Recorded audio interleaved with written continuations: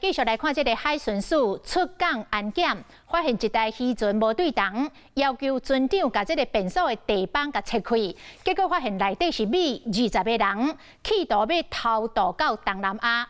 这20个拢是台湾人，其中有18个拢牵涉到同一件诈欺洗钱的案件，已经予台中地检署限制出海出境。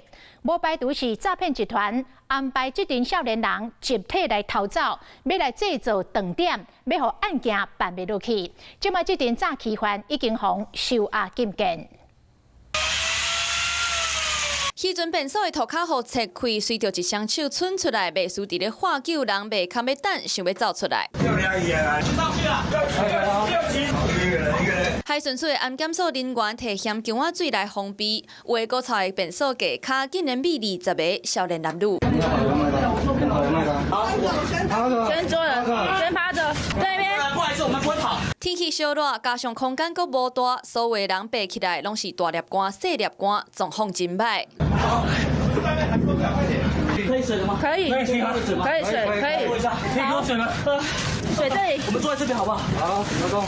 摕到水就酷酷啉，看起来是真凉杯。这只万里级的渔船，伫咧初6早起6点外出港检查后，发现船尾有各样。其中2名因伤害致死罪及毒品危害防治条例，遭苗栗及台中地方检察署通缉在案。奉查到的20个人，其中18个是台中地检署限制出海出境的诈欺罪被告。检方认为代志大条，警向地院申请羁押禁见洪文俊。